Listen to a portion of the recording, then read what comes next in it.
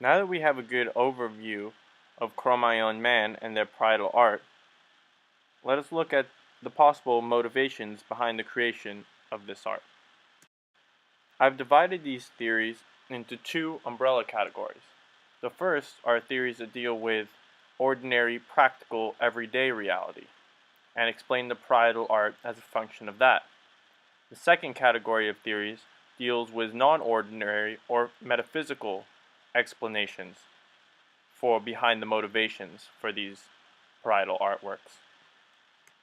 One of the first ideas to be explored is that these parietal artworks were a kind of teaching tool, in that they used the cave walls much as we use a chalkboard today. However, this theory encounters difficulties as these drawings were made in deep cave locations, which would have been difficult for youth to reach, as well as difficult to see it.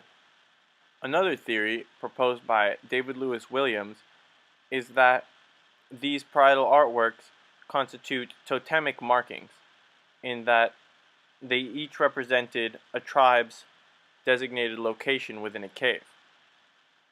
While we know that Cro-Magnon man did not dwell in these caves, this doesn't debunk the theory, as it is possible that the caves were used under temporary circumstances as ceremonial locations. Another piece of evidence that seems to support this theory is that we find in many of these locations that groups of animals would be clumped together.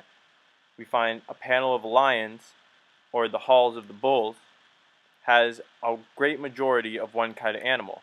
Each animal could have been associated with a different clan, and by showing a large number of animals in one location, it would be signaling to the other clans that that was that particular clan's territory. Another theory that also takes into account the groupings of animals is the idea that these parietal artworks functioned as a type of gravestone, a pictorial reminder of a deceased Cro-Magnon man. Again, each clan might have had a separate part of the cave as their section of the cemetery, much like today, different families will have different sections of the cemeteries to bury their loved ones in. The non-ordinary reality or metaphysical explanations fall into two basic categories. The first is the idea of magic. The concept of hunting magic as the explanation behind the motivations for the creation of these parietal artworks was first proposed by Abbé Bruel. His theory was that, much like many primitive tribes today, the Cro-Magnon man used a form of magic called hunting magic, in which the animals were depicted, and then the depictions could be used to affect the animal, something like a voodoo doll. However, evidence about what Cro-Magnon man ate seems to contradict this, as many of the animals, even most of them, that are depicted in their parietal artwork do not show up on Cro-Magnon man's menu. And many of the animals that appeared frequently in his diet do not appear very frequently upon the walls. The other two theories are both based on the idea that these parietal artworks were inspired by altered states of consciousness. Graham Hancock, an author and journalist, suggests that since many of the hallucinogenic plants used in shamanistic traditions around the world today would have been available in the time and place of Cro-Magnon man, that they perhaps were what inspired the painting of these images. However, we cannot say with any certainty that just because many contemporary primitive people use hallucinogenic plants in shamanistic traditions, that Cro-Magnon man also did this.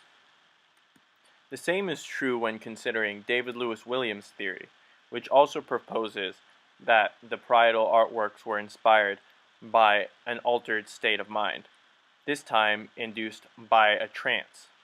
This trance, as proposed by Lewis Williams, could have been induced by long hours of dancing, or chanting, or sleep deprivation, or a combination of these things.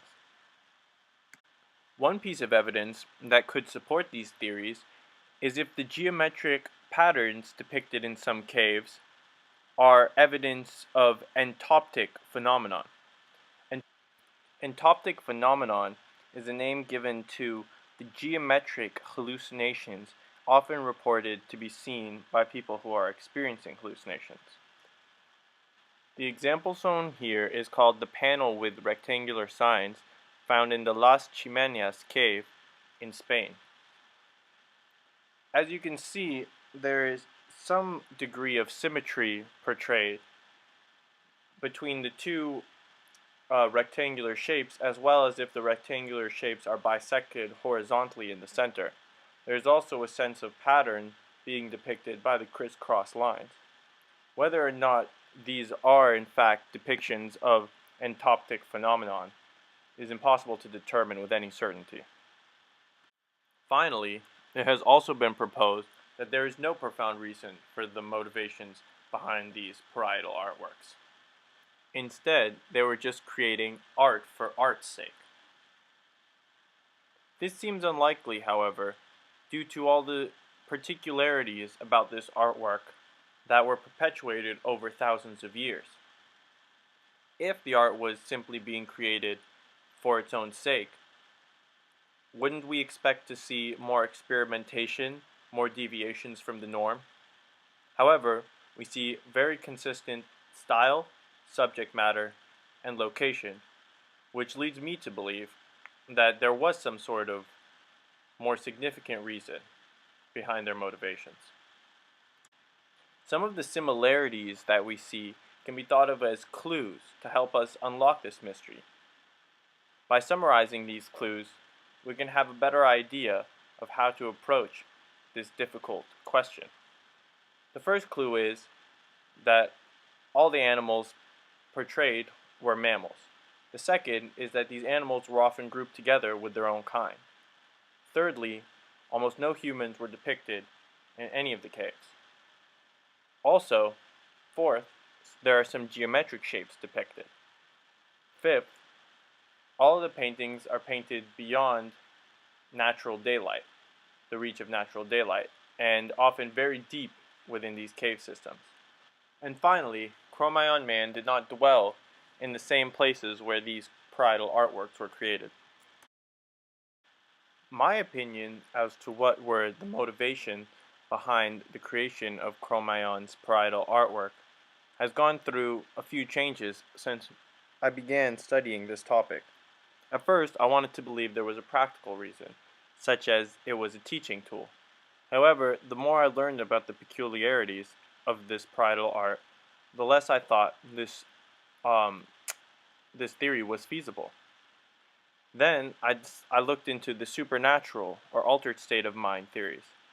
These seemed to appeal to me as they explained some of the strange phenomena such as the lack of humans or the deep cave locations. But finally, I've come to the opinion that the cemetery theory is the most probable. The theory touches upon both the practical, ordinary explanations as well as the metaphysical, spiritual ones. The practical side of it is in that Cro-Magnon man was nomadic, and so when a loved one died, there was no way to set up a permanent grave site for them. The only places they were sure to visit more than once in their lifetime would be these great cave systems. So this might seem like a natural place for them to put up a memorial that they would be able to visit again, and that would last years and years. The metaphysical or spiritual aspect of it may have been in that the caves could have reflected Cro-Magnon man's conception of what death is like. It is quiet, dark, and undisturbed in those caves. And this is perhaps how Cro-Magnon man considered the souls of their loved ones to be once they had passed away. Of course, we can never know for certain the truth of these matters, and our beliefs actually probably tell us more about ourselves than they do about the objective reality of Cro-Magnon's time. However, it can be fascinating and enlightening to contemplate these things. I know I enjoy it, and I hope you did too, in this short presentation. Thank you.